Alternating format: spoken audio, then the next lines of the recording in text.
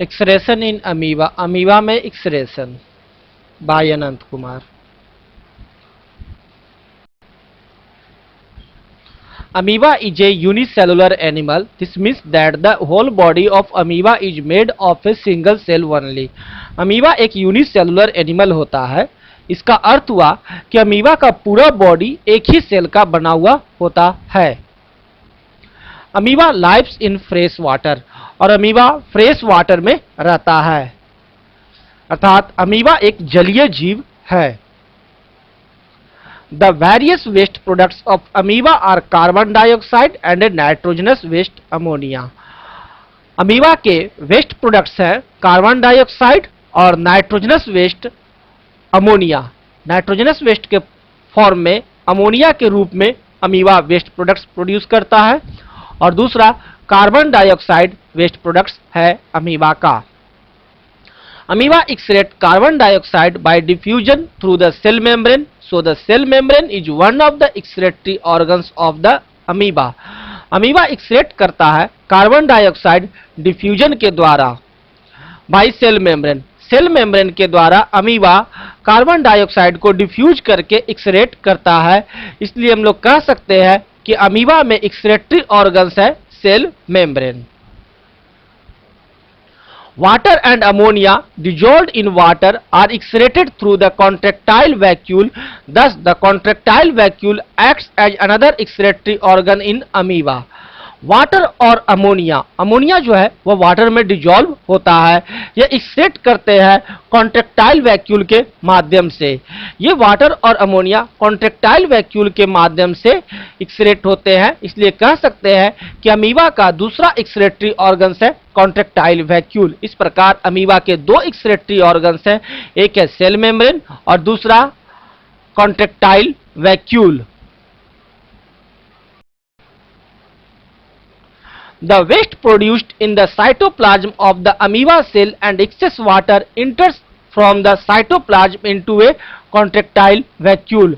Waste products जो है वह जो साइटोप्लाज्म में रहते हैं वह अमीबा के साइटोप्लाज्म से एक्सक्रेट करते हैं कॉन्ट्रेक्टाइल वैक्यूल के माध्यम से।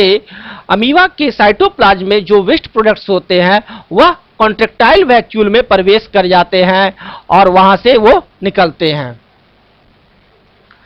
As more and more of waste and water collect in the contractile vacuole, the contractile vacuole increases in size and keeps moving closer to the cell membrane or plasma membrane. जैसे जैसे contractile vacuole में water और waste materials collect होते जाते हैं, वैसे वैसे contractile vacuole का साइज भी बढ़ते जाता है, इंक्रीज करते जाता है, और जैसे जैसे उसका साइज इंक्रीज करता है वैसे वैसे वह सेल मेम्ब्रेन के क्लोजर पहुंचते जाता है, वह सेल मेम्ब्रेन या प्लाज्मा मेम्ब्रेन के नजदीक पहुंच जाता है। और when the contractile vacuole comes in contact with the cell membrane, it bursts and throws out the waste and water contained in it into the surrounding water. और तत्पश्चात जब वह कॉन्ट्रेक्टाइल वैक्यूल सेल मेम्ब्रेन के किनारे चला आता है तो वह कॉन्ट्रेक्टाइल वैक्यूल जो है सेल मेम्ब्रेन के ब्रस्ट होने के बाद अमीबा से बाहर निकल जाता है, बाहर मौजूद सराउंडिंग वाटर में। इस तरह से अमीबा एक्सक्रेट करता है। जैसे अमीबा के साइटोप्लाज्म में मौजूद वाटर और वेस्ट प्रोडक्ट्स को कॉन्ट्रेक्टाइल वैक्यूल में प्रवेश करना, उसके पश्चात जैसे जैसे वेस्ट प्रोडक्ट्स की मात्रा कॉन्ट्रेक्टाइल वैक्यूल में बढ़ती है वैसे वैसे उसका साइज बड़ा होता है और वैसे वैसे वह सेल मेम्ब्रेन के नजदीक पहुंचता है।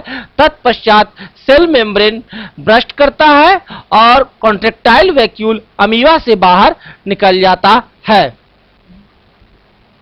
The water balance or osmoregulation in amoeba is also controlled by the contractile vacuole। और वाटर का बैलेंस या इसी वाटर बैलेंस को कहते हैं ऑस्मो रेगुलेशन। यह प्रोसेस अमीबा में कॉन्ट्रेक्टाइल वैक्यूल के माध्यम से ही होती है।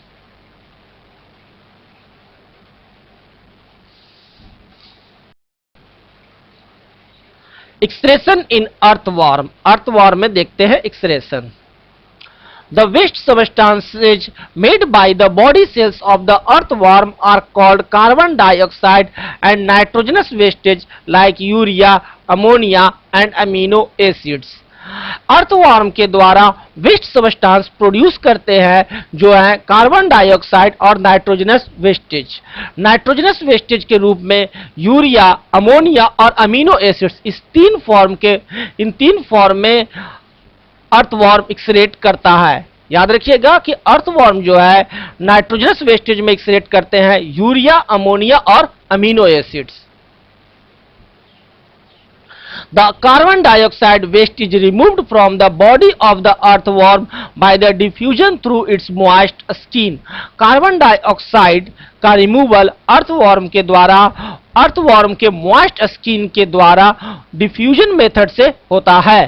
कार्बन डाइऑक्साइड को अर्थवर्म बाय डिफ्यूजन अपने मॉइस्ट स्किन से रिमूव करता है। The nitrogenous wastage of earthworm are removed from its body by organs called nephridia। और नाइट्रोजनस वेस्ट को अर्थवर्म जो है नेफ्रीडिया नामक ऑर्गन से एक्सक्रीट करता है। अर्थवर्म में एक्सक्रीशन के लिए एक स्पेशल ऑर्गन होता है जिसे कि नेफ्रीडिया कहते हैं। इसी नेफ्रीडिया के माध्यम से अर्थवर्म अपने बॉडी में मौजूद नाइट्रोजनस वेस्टेज को एक्सक्रीट करता है।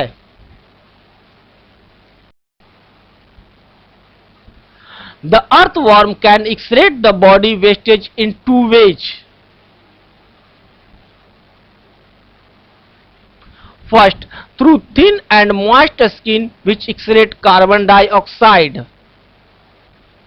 Second, through nephridia which excrete nitrogenous waste. Earthworm के बॉडी से दो प्रकार से एक्सक्रेशन होता है, पहला उसके मॉइस्ट स्किन से कार्बन डाइऑक्साइड का और दूसरा नेफ्रीडिया के द्वारा नाइट्रोजनस वेस्टेज का। Singular of nephridia is nephridium. Nephridia का सिंगुलर क्या है? Nephridium.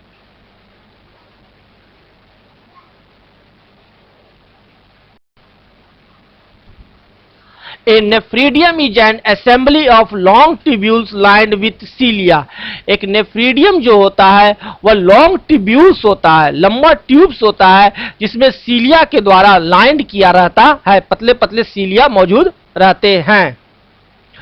One end of nephridium has a funnel-like structure called nephrostome, and the other end of nephridium has an opening called nephriospore। Nephridium का एक and जो होता है वो funnel like structure होता है जिसको कि नेफ्रोस्टोम कहते हैं, और नेफ्रीडिया का दूसरा एंड जो होता है जहां पर ओपनिंग होता है उस ओपनिंग को कहते हैं नेफ्रीडियोर। Fluid from the body cavity of the earthworm containing the nitrogenous wastage and some useful substances like glucose enter the nephridium through the nephrostome।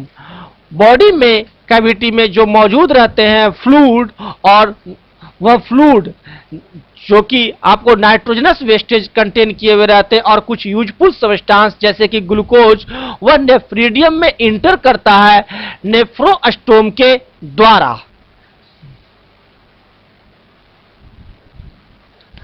This fluid passes through the long tubule of nephridium। और यह fluid उसके long tubule, जो nephridium का जो long tubule है उसमें पास करता है, उसमें मूव करता है। नेफ्रीडिया में नाइट्रोजनस वेस्ट और कुछ यूजफुल सब्सटेंस जो ग्लूकोज होते हैं, जैसे एज एग्जांपल ग्लूकोज, वह नेफ्रीडिया के नेफ्रोस्टोम के द्वारा नेफ्रीडिया में इंटर करते हैं और वहां वो पास करते हैं उस ट्यूब्यूल में। The cilia in the tubule bit to move the fluid through it। और सीलिया जो है वह फ्लूइड को मूव करने में रोकते हैं। During its passage through the nephridium, the useful substance like glucose present in the fluid are reabsorbed by the cell lining the tubules and passed into blood। और जब नेफ्रीडियम में ये जो सब्सटेंस जब पास होते हैं तो जो उसमें यूजफुल सब्सटेंस होते हैं ग्लूकोज, वह उसके सेल्स के द्वारा पुनः रीएब्जॉर्ब कर लिया जाता है। जो ट्यूब्यूल्स में जो लाइनिंग होते हैं, सेल्स का जो लाइनिंग होता है सिलिया उसके द्वारा पुनः रीएब्जॉर्ब कर लिया जाता है और वह ब्लड में पास कर दिया जाता है। जब नेफ्रीडियम में आपका ग्लूकोज और वेस्ट प्रोडक्ट्स प्रवेश करता है और जब वह उसमें पास करता है तो नेफ्रीडियम में मौजूद सेल लाइनिंग्स के द्वारा ग्लूकोज का पुनः रीएब्जॉर्प्शन हो जाता है और ब्लड में पास कर दिया जाता है।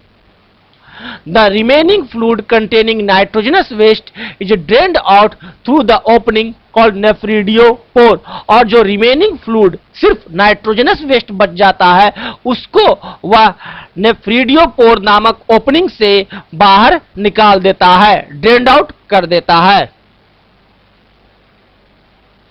There are mainly two types of nephridia present in an earthworm. These are septal nephridia and integumentary nephridia. earthworm में दो तरह के nephridia मौजूद होते हैं, एक होते हैं septal nephridia और दूसरा integumentary nephridia. The body of the earthworm is divided into a series of similar segments separated by internally by walls called septa, singular word इसका होता है सेप्टम। और अर्थवॉर्म का जो बॉडी है वह एक सिमिलर सीरीज में डिवाइड होता है, सेगमेंट ऑफ सीरीज में डिवाइड होता है और इस हर एक को कहते हैं सेप्टा, सिंगुलर वर्ड हो गया सेप्टम। ये जो अर्थवॉर्म जो डिवाइड होता है वह सेप्टा नामक वॉल से डिवाइड होता है।